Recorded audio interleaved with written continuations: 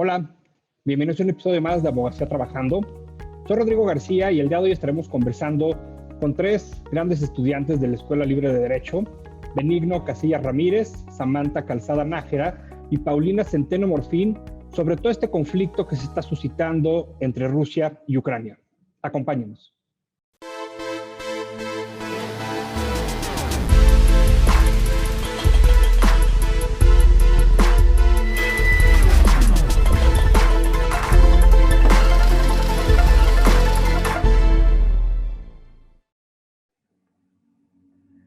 Benigno Andrés Casillas Ramírez es originario de León, Guanajuato, actualmente estudiante del cuarto año de la carrera en la Escuela Libre de Derecho, quien desempeña sus labores en Cashó, Cavazos y Newton en el área de Derecho Corporativo Transaccional. Samantha Calzada Nájera es originaria de Durango, actualmente estudiante del cuarto año de la Escuela Libre de Derecho, quien disfruta de escribir semanalmente en la revista Siempre acerca de temas jurídicos de la actualidad. En lo laboral, se desempeñó como pasante de litigio civil mercantil en el despacho García Alcocer. Paulina Centeno Morfín, estudiante de cuarto año en la Escuela Libre de Derecho, labora en la Suprema Corte de Justicia de la Nación, es escritora semanal en la revista Siempre y es consejera editorial de la revista Pandecta. Pues bienvenidos a Abogacía Trabajando. Es para mí un gusto tener a los tres el día de hoy en este programa. Un programa en el cual vamos a hablar sobre un tema lamentablemente que está, por supuesto, en boca de todos, está en noticieros, está en redes, y es sobre este conflicto entre Ucrania y Rusia concretamente, en donde sabemos que, bueno, hace algunos días el presidente ruso Vladimir Putin reconoció la independencia de dos regiones de Ucrania, Donetsk y Lugansk, las cuales desde 2014 están controladas por grupos prorrusos, generando, por supuesto, intensas movilizaciones de fuerzas armadas rusas que culminaron en lo que ya sabemos, en una invasión a Ucrania. Asimismo, el presidente Putin ha justificado estos ataques asegurando que busca proteger del ejército ucraniano a las regiones separatistas en el este del país. Es importante señalar también que de momento ambos países acordaron cesar el fuego de manera temporal en algunas ciudades, esto con el compromiso de crear corredores humanitarios que permitan evacuar civiles del país y para la entrega concretamente de suministros humanitarios. Así, y a modo de dar un rápido contexto histórico antes de ceder la voz a los expertos en cuanto al tema del conflicto, recordemos que, bueno, el fin del Imperio Soviético comenzó en 1989 con la caída del Muro de Berlín y finalizó en julio de 1991 justamente con la disolución del Pacto de Varsovia. En los siguientes años, Europa Occidental se liberó del yugo y sumó casi en su totalidad a la Unión Europea y a la OTAN. Ucrania entonces se convirtió en una nación independiente tras la caída de la URSS en 1991 y desde entonces la población está dividida en dos, podríamos decir que es la parte de las provincias del este que mantienen de algún modo una mayor afinidad histórica con el gobierno, con el idioma, la religión ortodoxa rusa, y por otro lado la parte oeste de Ucrania, que existe una fuerte tendencia nacionalista caracterizada por una creciente, digamos, valoración del idioma y un acercamiento cada vez mayor con Occidente y el resto de Europa. Por lo que a partir entonces de octubre del 2013, Ucrania se convierte en la prioridad de la política exterior de Rusia y es la razón de un serio enfrentamiento diplomático, comercial y económico entre Estados Unidos y Europa. En este sentido, y les dejo una pregunta abierta que quizá me responderán más adelante los tres, ¿Rusia terminará anexándose estos territorios tarde o temprano, como lo hizo con Crimea? Y me gustaría empezar quizá con Paulina y le preguntaría, Pau, ¿qué está pasando concretamente en Rusia y Ucrania en términos generales? Sí, muchas gracias, Rodrigo. Pues, como bien lo has dicho, en medios de comunicación y redes sociales, hoy el tema del que todo el mundo está hablando es que Rusia invadió Ucrania, aunque en los últimos días ha cesado el fuego, ¿no? ¿Cuál es la cuestión desde un punto de vista de derecho internacional público? Últimamente, las potencias mundiales, las principales potencias mundiales, han azucarado o endulzado de alguna forma el uso de la fuerza. ¿Para qué? para justificar ciertos actos a posteriori, jurídicamente. Es decir, yo actúo, utilizo la fuerza como Estado y posteriormente lo voy a justificar política y jurídicamente. Para poder explicarlo concretamente, en este caso, necesitaríamos partir de una prohibición en el derecho internacional público, en la Carta de Naciones Unidas, del uso de la fuerza. El artículo 2.4 de la Carta de Naciones Unidas señala que los miembros de Naciones Unidas se deben de abstener de recurrir a la amenaza o al uso de la fuerza. Esa es la prohibición general. Sin embargo, hay ciertas excepciones. Una de las excepciones que tenemos es la legítima defensa, entendiendo de forma clara la legítima defensa como una justificación de ataque, vaya la redundancia, en defensa de un país que estaría amparado por derecho internacional, dejando a un lado los elementos jurídicos. Y en este caso se ampara por lo que es la Carta de Naciones Unidas. Esto se prevé en el artículo 51 de la misma Carta de Naciones Unidas. Y hay una especie de legítima defensa que se conoce como la legítima defensa colectiva. Nos tenemos que quedar mucho con ese mensaje porque vamos a estar tocando ese tema los tres ponentes al respecto, ¿no? Esta legítima defensa colectiva implica que si un país de Naciones Unidas es atacado, cualquier miembro de Naciones Unidas, bueno, es atacado con armas, claramente, o de manera armada, cualquier miembro de Naciones Unidas puede intervenir en su defensa en caso de que lo solicite o solicite este auxilio. Esto nos lleva a las dos perspectivas que se llevan a cabo por parte de Ucrania y por parte de Rusia, porque como sabemos, Ucrania está envuelto en un conflicto internacional en donde hay intereses encontrados de todas las potencias mundiales y cada país señala su postura, defiende su postura y el otro país enemigo o el otro país contrario siempre va a ser el villano, siempre va a haber justificación. Del lado de Ucrania, primero, que es el país afectado, que fue invadido, hay dos territorios. El territorio que bien señalaba Rodrigo, de Luhansk y de Donetsk. Son dos territorios que tiene Ucrania y para este país lo que está sucediendo es que en estos territorios hay una especie de rebelión, una especie de levantamiento, una especie de independencia. Y para este Estado lo que se quiere o lo que se supone que estaba realizando es una especie de control de esta rebelión o de esta independencia de ambos territorios. Y bueno, finalmente a través de los recursos que con los que cuenta, tanto legales como jurídicos dentro del mismo país, ya sea, no sé, un delito de sedición. No conozco la legislación penal ucraniana, pero más o menos algo así es a lo que se dirigía Ucrania. Por el otro lado, Rusia lo que señaló como argumento jurídico y político, basándose en este artículo 51 que mencionábamos de legítima defensa colectiva, alega que tanto Luhansk como Donetsk son repúblicas independientes y estados soberanos. Y como Ucrania los está atacando de forma armada, cuando en realidad está tratando de reprimir una rebelión, pues Rusia lo que quiere es entrar a defender a ambas repúblicas o ambos estados independientes, utilizando esta legítima defensa.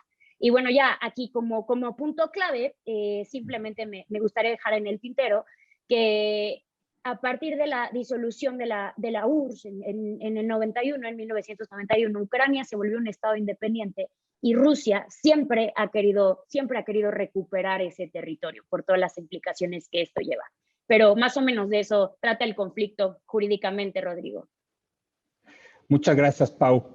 Me voy ahora con Benny para que nos platique un poquito, ya nos platicó ahorita Pau digamos, qué está pasando, todo este contexto. Entonces, en la relación justamente entre Ucrania y Rusia, Benny, te preguntaría o que nos hables un poquito de los antecedentes históricos. ¿Cuáles son los orígenes del conflicto? Muy bien, muchas gracias, Rodrigo. Los antecedentes de los lazos entre Ucrania y Rusia son antiquísimos, se remontan hasta el año 862, cuando existía un estado medieval conocido como la Rus de Kiev, que tuvo su existencia hasta el año de 1240. Este estado, conocido como la Rus de Kiev, estaba compuesto por pueblos eslavos que se llamaban a sí mismos Rus. Y bueno, compartían la misma religión, que es el cristianismo ortodoxo. Y bueno, este estado deja de existir una vez que los invade el Imperio Mongol y eventualmente el Imperio Mongol fue invadido por potencias europeas. En específico, podemos hablar de la Mancomunidad de Lituania y del Gran Principado de Moscú, esto en el siglo XIV, y para el siglo XVII, siendo exactos en 1654, se llevó a cabo la guerra por Ucrania, que en dicha guerra se confrontaron la Mancomunidad de Lituania y Polonia y asimismo el Zarato ruso. Y como tú lo señalabas, Ucrania está dividido en dos hemisferios, por así decirlo, el occidental y el oriental. La mancomunidad de Lituania y Polonia ocupó los territorios occidentales de Ucrania, del lado izquierdo del río Dnieper, que es el que divide en dos a Ucrania y que atraviesa Kiev, y del lado oriental lo ocupó el Zarato ruso.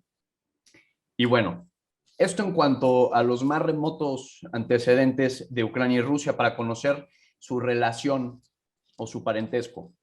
Ahora, en cuanto a la Unión Soviética, esta tuvo nacimiento el 28 de diciembre de 1922 con el Tratado de Creación de la URSS.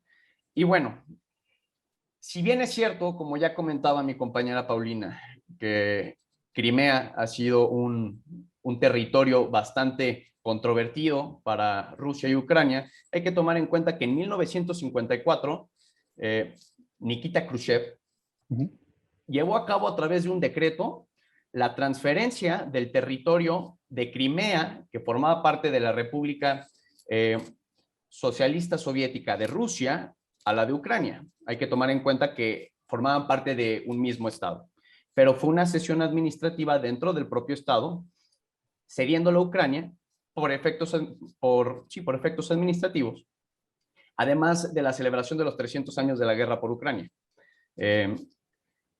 Eventualmente se lleva a cabo la disolución de la URSS y bueno, esto se lleva a cabo el 25 de diciembre de 1991 con el Tratado de Belevesa. Sin embargo, como señalaba mi compañera Paulina, si bien las fronteras fueron controvertidas por un tiempo y en principio así lo fue, en el año de 1997 se celebró el Tratado de Cooperación y Amistad entre Ucrania y Rusia, en donde se reconocían las fronteras, esto es, aquellas que tenían antes de 2014 reconocidas por ambos estados, así como la pertenencia de Crimea a Ucrania. Asimismo, en ese Tratado de Cooperación y Amistad de 1997, se fijó el pago de una renta anual de $1,000 millones por un arrendamiento del puerto de Sebastopol, que es un puerto militar importantísimo para Rusia por la salida al Mar Negro. Y bueno, esto en cuanto a los antecedentes soviéticos y postsoviéticos. Ahora, en cuanto a los orígenes del conflicto, una vez que se disuelve la Unión Soviética en 1991, se crea la Comunidad de Estados Independientes, que va a estar conformada por las 15 repúblicas que nacen a partir de la disolución de la Unión Soviética.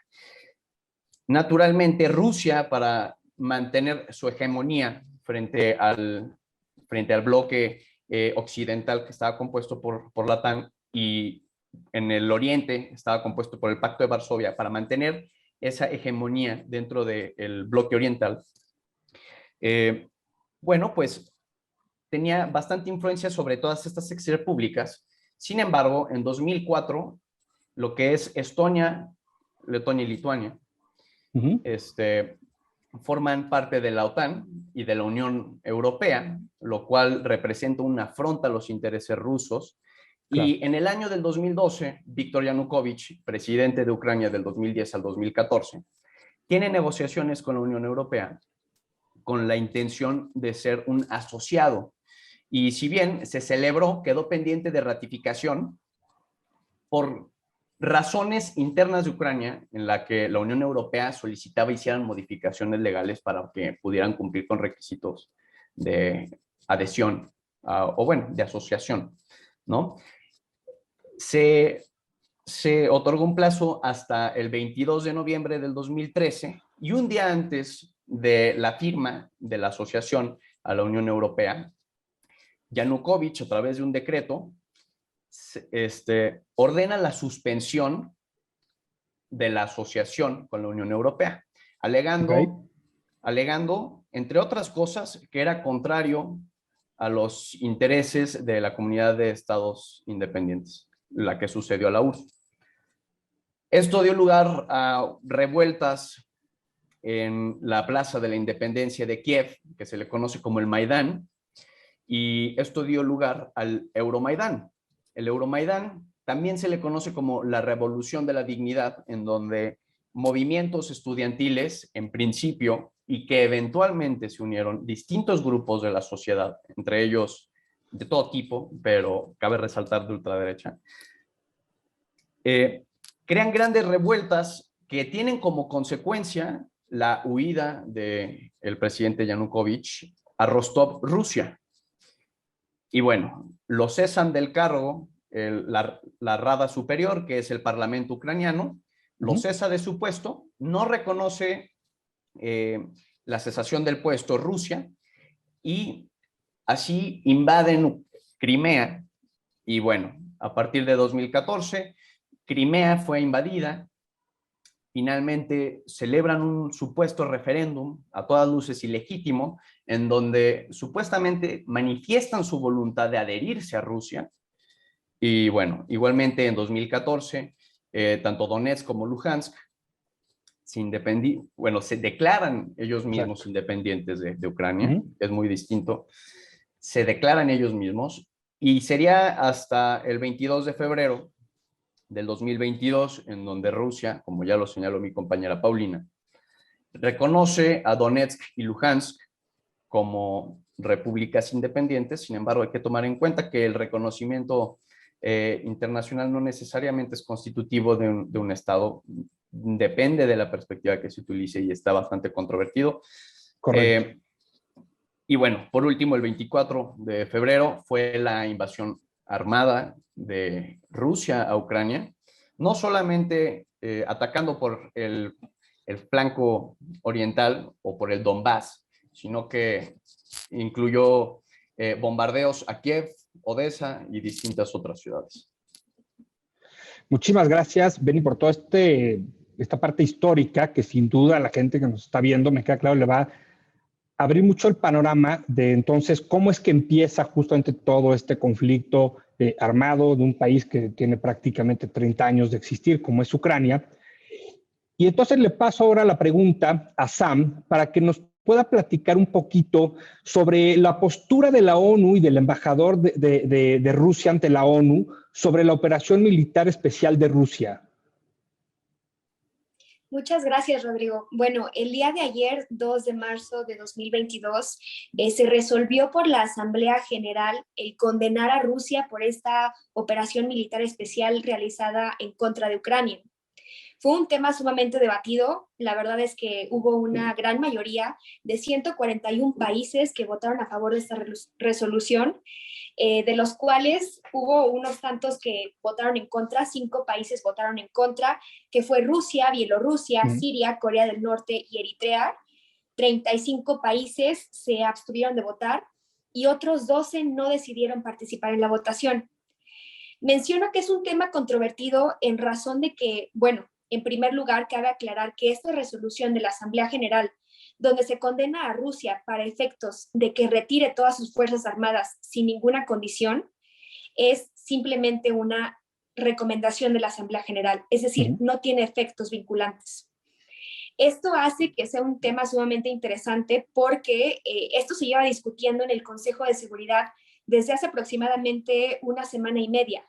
Sin embargo, recordemos que de los 15 miembros que conforman el Consejo de Seguridad, 5 tienen veto.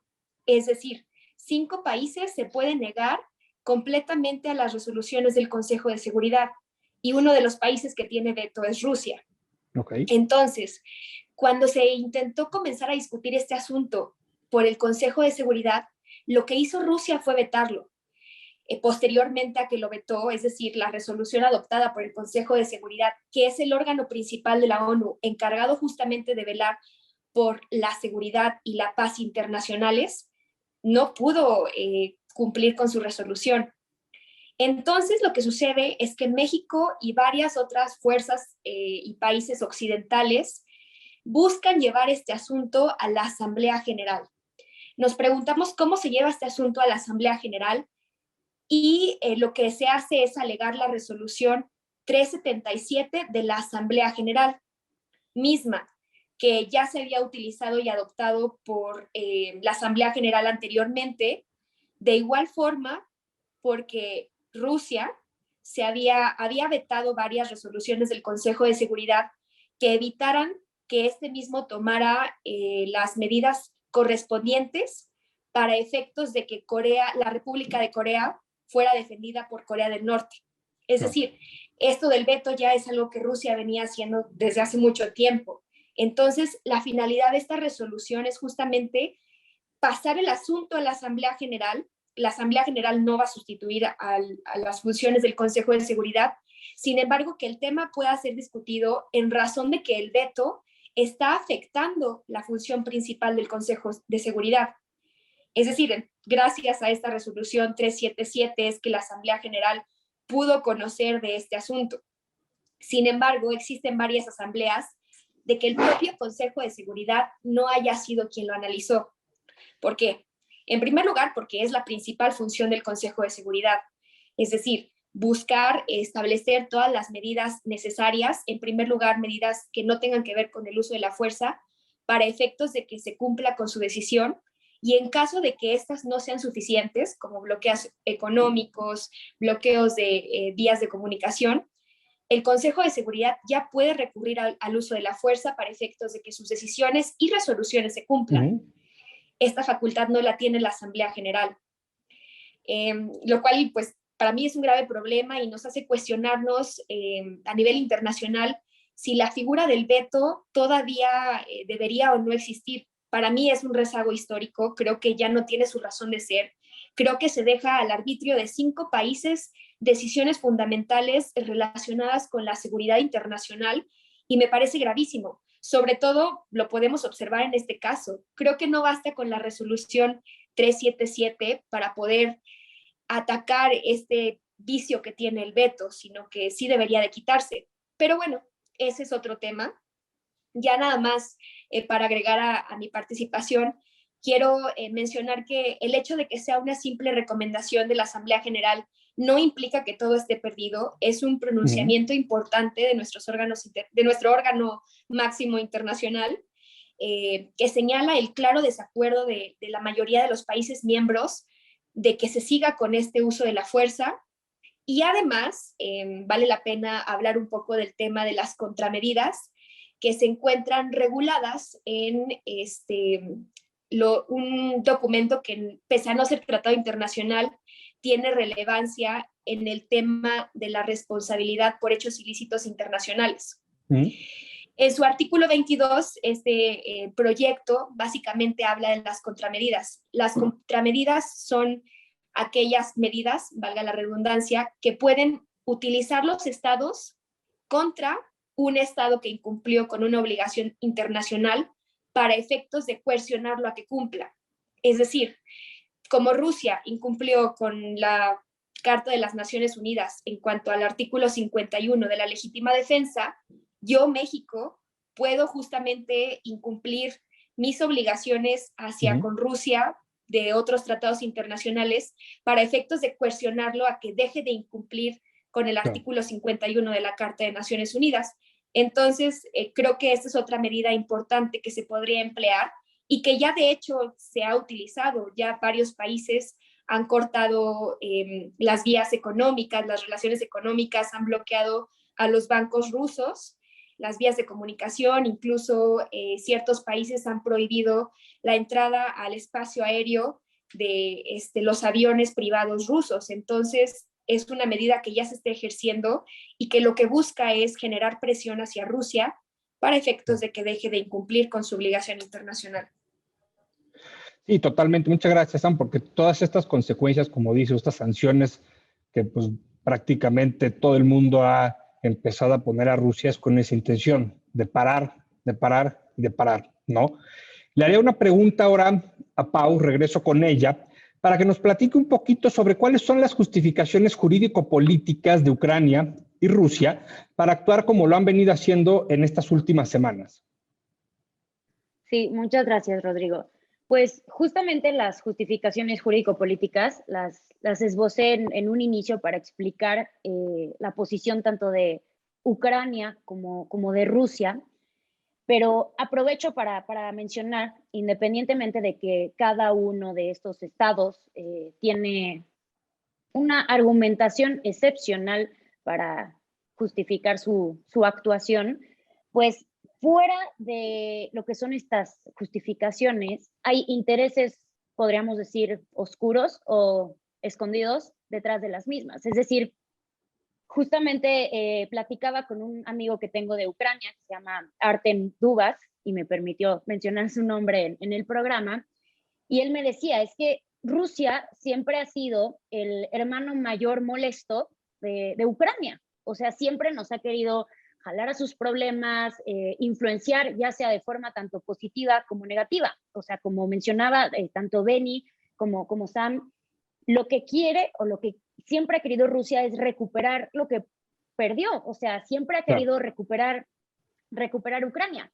Y pues dentro de estos intereses está justamente la posición estratégica de Ucrania. O sea, Ucrania se encuentra entre miembros de la OTAN, que es la Unión Europea, y entre Rusia. Otra cuestión, por ejemplo, es que hay un ducto de gas que pasa por debajo de Ucrania y que abastece el 85% del gas que recibe la Unión Europea. Europa. Correcto. Y ¿quién paga los impuestos? Los impuestos se los tiene que pagar Rusia a Ucrania por pasar el gas por ese ducto por debajo de su territorio. Ya se construyó otro ducto de gas que pasa por el mar Báltico y llega a Alemania, pero este todavía no está en funcionamiento y ahorita menos con todos estos problemas, ¿no? No van a permitir a gente rusa entrar y estar manejando estos tanques, ¿no?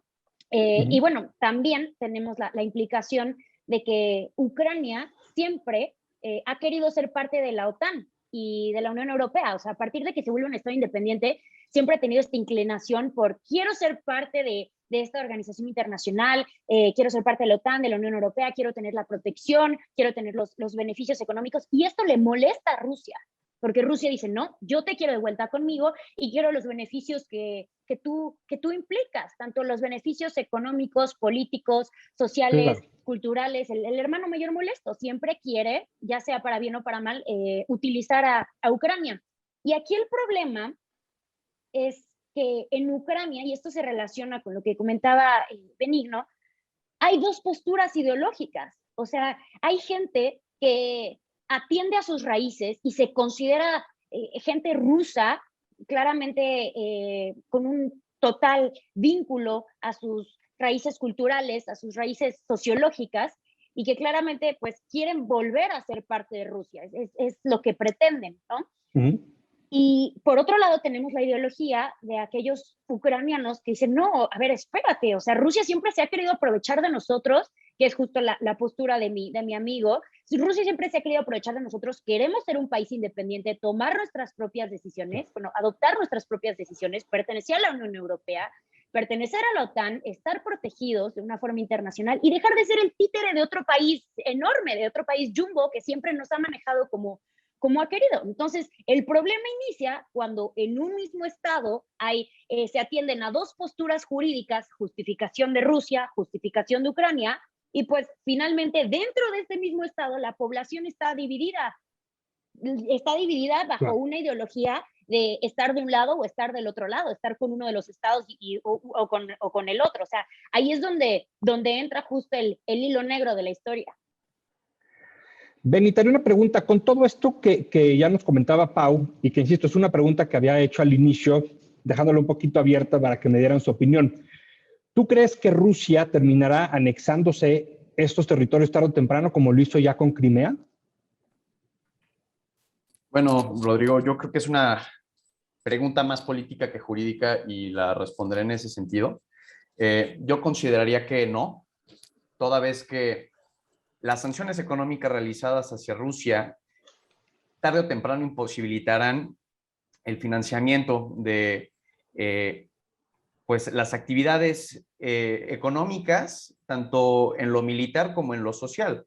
Entonces, no solamente hay que esperar cuál va a ser el debilitamiento militar de Rusia en este aspecto, sino también el hartazgo social que se vivirá en la propia Rusia por, en principio, la devaluación del rublo, así como la caída de la bolsa rusa. También hay que recordar que, bueno, las cuentas de los altos mandos de los oligarcas rusos en el extranjero están congeladas. Las reservas del Banco Central ruso son en un 40% divisas extranjeras, siendo estas tanto dólares como euros. Entonces, por lo tanto, no podrán disponer de dicho efectivo. Y asimismo fue expulsado del sistema SWIFT, que, bueno, tiene como finalidad llevar a cabo la transferencia entre bancos centrales de los distintos países o de otros bancos. Por lo tanto, se incomunicará absolutamente a Rusia y, bueno, veremos qué tan imposibilitada está no solo en lo militar, sino en lo social, ¿no? Habrá que ver en qué deriva este hartazgo también social. Correcto. Y, bueno, siendo concretos, yo consideraría que no. Además de que habría una oposición absoluta de la comunidad internacional por tal atrevimiento, toda vez que representa una amenaza no solamente para Ucrania, sino incluso para las demás exrepúblicas soviéticas, o por qué no pensarlo incluso para otros países que no necesariamente colindan con Rusia. Entonces, yo considero que no. Probablemente Crimea sí se quede en Rusia, ya que tienen el poder desde 2014. Incluso consideran a Crimea como una república y a Sebastopol como una ciudad federal, y las ciudades federales tienen solamente ese rasgo San Petersburgo y Moscú. En ese sentido puede que Crimea sí. Donetsk y Luhansk está controvertidísimo. No sabría qué podría pasar, pero si tuviera que escoger, yo consideraría que se pueden quedar con dichas regiones, pero no anexionar la totalidad del territorio ucraniano. Perfecto, Benny, muchas gracias. Sí, habrá que ir viendo cómo se va desarrollando todo, pero concuerdo con esa misma lectura, para serte honesto. Regreso ahora con Sam. Le preguntaría si hay algún fundamento legal ante estas invasiones que ha realizado el presidente Putin. Muchas gracias. Bueno, el presidente Putin en sus declaraciones lo que ha señalado es que la justificación de sus invasiones es el artículo 51 de la Carta de Naciones Unidas, que hace referencia respecto del uso de la legítima defensa. La estrategia del presidente Putin, como ya lo mencionó previamente mi compañera Pau, fue en primer lugar declarar la independencia de Donetsk y Luhansk y posteriormente utilizar como fundamento el artículo 51, alegando que se trata de una legítima defensa colectiva en razón de que justamente estas dos regiones le están pidiendo ayuda. Yo creo que es un tema sumamente complicado, en primer lugar, discutir el tema de la independencia, de si realmente Donetsk y Luhansk son o no países independientes. Creo que sí podrían llegar a serlo. Sin embargo, la intervención de Rusia me parece sumamente peligrosa. Es decir, como lo mencionó mi compañero Benny, ha habido múltiples conflictos a lo largo del tiempo y estas dos regiones siempre han buscado independizarse y sobre todo, bueno, desde 2014, y sobre todo convergen con otros ideales políticos que son diferentes y que son completamente similares a los de Rusia. Entonces, yo no dudaría tanto la independencia de estas dos regiones. Sin embargo, considero la intervención de Rusia y del presidente Putin un poco pues fuera de lugar. Es decir, entendemos que el reconocimiento de los estados, como lo dice el maestro César Sepúlveda, es el acto por el cual las demás naciones se hacen sabedoras para ciertos efectos de que ha surgido a la vida internacional un ente nuevo. Claro que puede haber un nuevo reconocimiento internacional de estas dos regiones. Existen varias teorías, como por ejemplo el hecho de que el reconocimiento tiene que venir de manera consensual de todos los países o entes internacionales. Otro, que basta con únicamente la declaración unilateral del país para efectos de que se considere como un nuevo Estado. Sin embargo, esto habría que analizarlo con ojo de lupa porque podría verse afectada la soberanía de Ucrania. No es tan simple que se declare su independencia, no basta con la declaración rusa. Creo que sí podría hacerlo, sobre todo porque estas dos regiones tienen su propio régimen interno de funcionamiento, su propia milicia. Sin embargo, no creo que baste con la declaración del presidente Putin. En segundo lugar, es el tema respecto de la legítima defensa, el artículo 51. Considerando que sí son dos regiones independientes y que sí efectivamente Rusia está interviniendo conforme a la legítima defensa, no se cumple el artículo 51 de la Carta, porque el artículo 51 de la Carta señala que este ataque debe ser un ataque armado, debe de ser real, actual, inminente, necesario y proporcional. Es decir, no se cumple con estos requisitos en el sentido de que más que un ataque armado, están en una situación de guerra.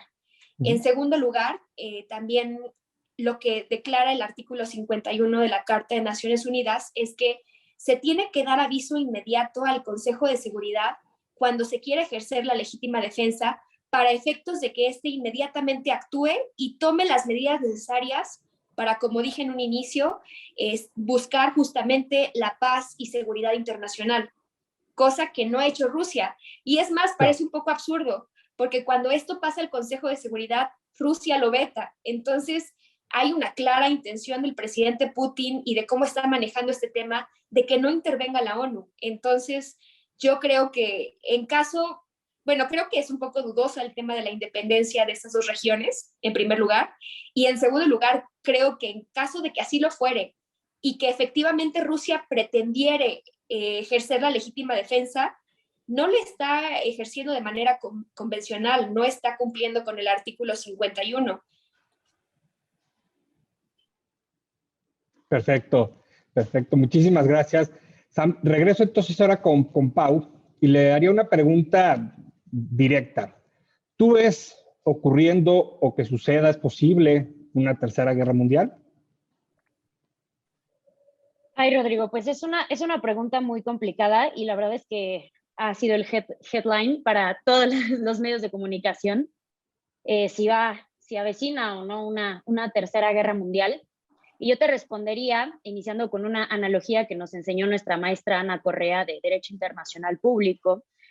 Ella nos menciona que Godzilla, desde el cómic original, era una iguana que por los efectos de la radiación se convirtió en un monstruo enorme que atacó y mató a todos, ¿no? Esta fue creada precisamente por los japoneses, quienes habían vivido lo que era la destrucción, la guerra, justamente toda esta maldad humana. Y hoy en día vemos a Godzilla como el personaje bueno, como una iguana que sí sufrió los efectos de la radiación y nosotros los seres humanos lo atacamos y pobre animal, ¿no? Pero en realidad lo que está sucediendo o está pasando con el mundo hoy en día es que, como repito lo que había mencionado hace rato, los mismos estados, las mismas potencias mundiales, incluso las mismas películas, las mismas historias, azucaran o minimizan el uso de la fuerza. O sea, para nosotros ya es normal el uso de la fuerza. Y creo que de ahí parte el tema de si es posible o no una tercera guerra mundial. Como ya estamos acostumbrados al uso de la fuerza por parte de todas las potencias mundiales, pues finalmente por eso entra el cuestionamiento. Ahora, claro, te voy a decir por qué no y por qué sí. Creo que es mucho más posible que no haya una guerra mundial a que sí la haya. ¿Por qué? ¿Por qué no pienso que vaya a haber una tercera guerra mundial? Primero, porque Rusia no es lo suficientemente fuerte para combatir a todos sus enemigos jurídico-políticos, como los queramos llamar. O sea, Rusia necesitaría un aliado del nivel de China, por ejemplo, para poder combatirlos o estar al mismo nivel. Es más, Rusia solita está al mismo nivel que Reino Unido, que Alemania, que Estados Unidos. Entonces, necesitaría de un aliado suficientemente fuerte como lo es China. Y China, la verdad, se ha mantenido reticente, solamente ha enviado recursos económicos por todas estas barreras económicas que se le han puesto a Rusia por parte de los demás estados, como una especie de sanción, pero hasta ahí. No se quiere meter a un conflicto bélico. Ese sería el primer punto. No tiene suficientemente fuerza Rusia, ni un aliado suficientemente fuerte. El segundo punto que tenemos es la disuasión económica, que justo ya lo veníamos mencionando. O sea, son totalmente dependientes económicamente Rusia con la Unión Europea, y claramente esto le está afectando muchísimo a Rusia. O sea, está sufriendo, está por los suelos su economía, que es lo que mencionaba Benny. Entonces, claramente lo va a pensar dos veces, porque a los países o a los estados no les duele el número de vidas humanas, les duele en el bolsillo. Y creo que ese 100%. Es un factor que hay que tomar en cuenta. El tercer elemento que tenemos es la postura de la OTAN. ¿Por qué? Aunque la OTAN ha incrementado lo que son sus fuerzas militares en países como Lituania, Estonia, Polonia, Rumanía, en sí lo hace para disuadir de alguna forma a Rusia a que no intervenga militarmente en estos países, porque hay una especie de acuerdo de defensa por parte de los países de la OTAN, en donde si se ataca a un país de la OTAN, cualquier otro país puede entrar y defender. En este caso, Ucrania no es parte de la OTAN. Entonces, aunque digamos está advirtiendo a Rusia la OTAN, diciéndole no te vayas a meter con mis países, la única ayuda que ha aportado en este conflicto es capacitación militar, recursos económicos, armamento, estas sanciones económicas a Rusia, pero hasta ahí. No se ha metido a un asunto beligerante, no ha querido entrar porque claramente no le conviene, le da miedo una tercera guerra mundial.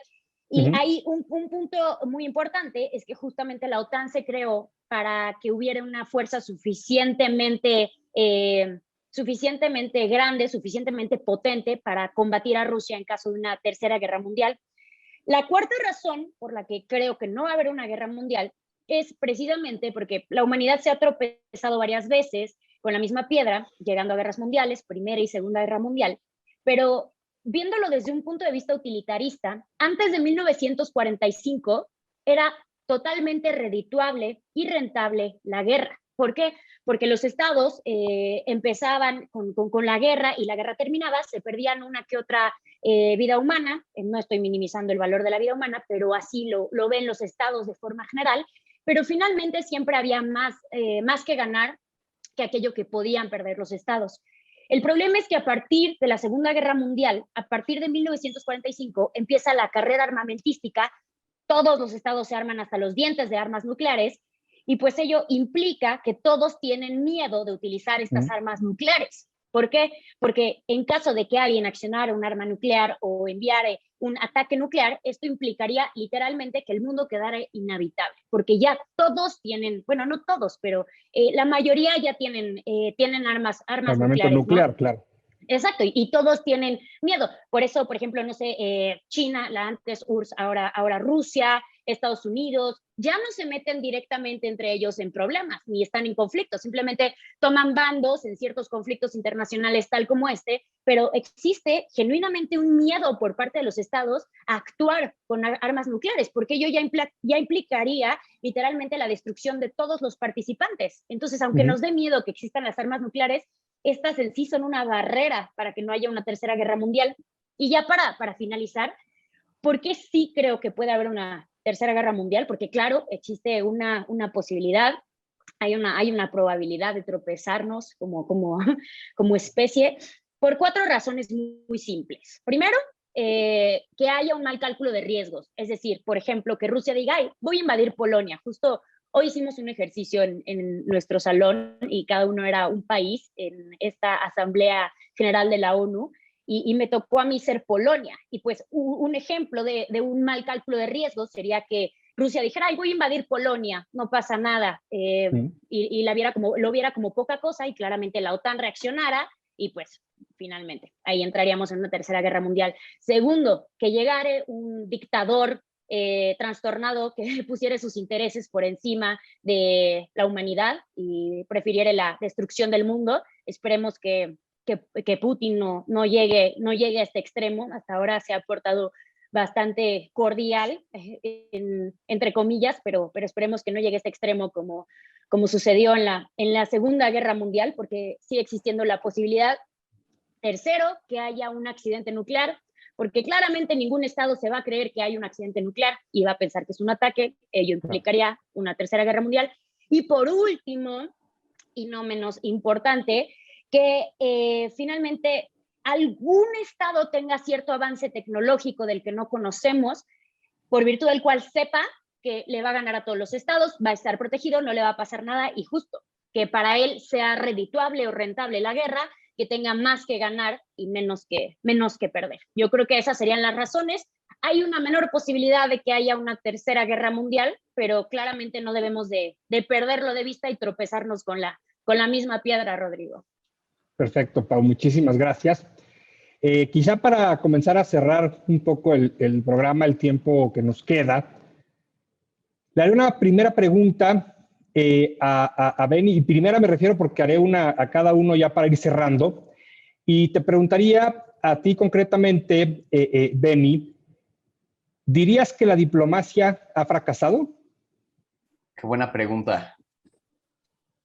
Pues no hay que tenerla por fracasada, definitivamente, sino que hay que insistir en ella.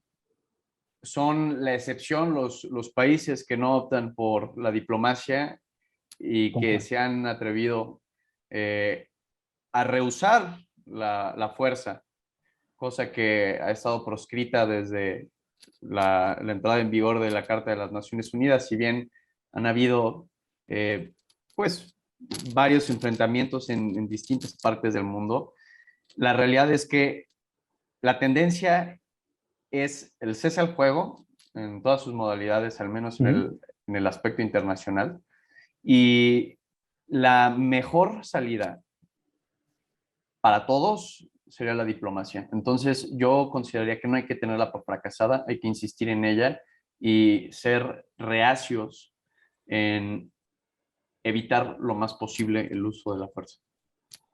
Concuerdo, yo creo que es parte de lo que los países en general, la verdad, han estado tratando de hacer y que desean seguir haciendo, ¿no? Para evitar justamente una guerra, como ya explicaba Pau, y tratar de ir con la diplomacia, y por eso es que más bien se están yendo por la vía de las sanciones a Rusia, para entonces tratar por ahí de amedrentar un poquito y que pare la situación que está ocurriendo. Muchas gracias, Benny. Le haría entonces ahora una segunda pregunta directamente a Sam. Sería concretamente, Sam, ¿qué principios del derecho internacional han sido vulnerados? Bueno, más que principios, yo creo que directamente cuestiones convencionales, como el artículo 51, creo que también el principio respecto de la soberanía de Ucrania, principalmente porque ha sido un conflicto territorial al cual Rusia no le competía inmiscuirse. Creo que también en ese sentido que mencionó Pau, el tema respecto de la paz y la seguridad internacional, porque como ella bien lo dijo, siempre de conformidad con lo que establece la Carta de Naciones Unidas, la excepción debe ser el uso de la fuerza. Ya no existe un derecho a la guerra, ya cambió ese régimen. Ahora no es la regla general, sino es la excepción justamente. Entonces, yo creo que eso es lo que se está violando, o sea, tanto preceptos convencionales directamente como principios internacionales. Perfecto, Sam. Muchas gracias. Y le haría entonces la tercera pregunta a Pau, quizá para cerrar. ¿Es para ti un buen estratega Vladimir Putin? Totalmente, totalmente, Rodrigo. Y te voy a decir por qué. O sea, está muy pendiente de la OTAN y de la Unión Europea, de Estados Unidos, claramente de Biden, pero también se puso a estudiar Putin, porque todo lo que está haciendo lo está invocando en virtud de conflictos previos internacionales que ya han sucedido. O sea, fue justo lo que sucedió en un caso muy, muy importante respecto a la legítima defensa, el de Nicaragua, porque Estados Unidos alegó precisamente intervenir, alegando, lo que es la legítima defensa colectiva a favor de El Salvador y de Costa Rica, ¿no? Señalando que sí, si bien no habían pedido este auxilio o esta ayuda, necesitaban de Estados Unidos, ¿no? Porque estaban sufriendo, porque había un ataque armado, etcétera.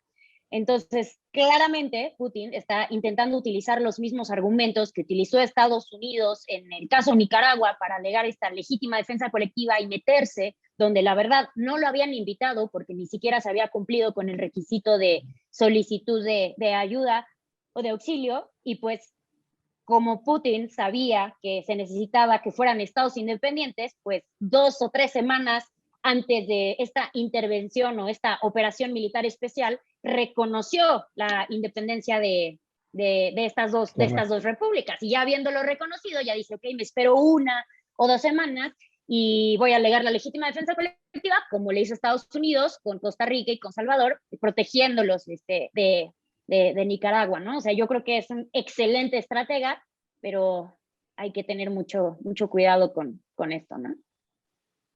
Perfecto, Pau. Pues no me queda más que agradecerles a los 3, Pau, Sam, Benny, el que nos hayan acompañado en este episodio especial de Abogacía Trabajando sobre un tema en el cual pues tiene los ojos del mundo definitivamente en esa zona. Veamos cómo sigue avanzando esto, qué tantos acuerdos se pueden ir negociando a lo largo de estos días, de estas semanas. Yo creo que falta un largo camino por recorrer desafortunadamente en este tema. E incluso volverlos a invitar si esto, por supuesto, siguiera en un tono que no quisiéramos, por supuesto, pero bueno, para seguir conversando sobre esta misma situación que se está viviendo con el conflicto entre Rusia y Ucrania. Les agradezco nuevamente el que hayan estado en Abogacía Trabajando.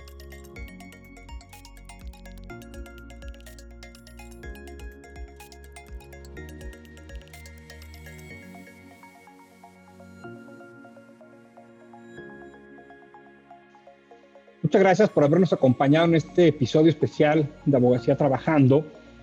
Un tema, por supuesto, crítico hoy en día, que está en todos los noticieros. Un tema quizá que no quisiéramos muchos que estuviera pasando esta invasión o esta estrategia militar de Rusia a Ucrania. Me parece que los 3 ponentes que tuvimos el día de hoy dejan bastante claro no solo la parte histórica y el cómo inicia todo este conflicto, sino un mejor entendimiento del por qué se está dando todo el tema de las sanciones, la diplomacia, si ven viable o no una tercera guerra mundial. Los espero en el siguiente episodio de Abogacía Trabajando.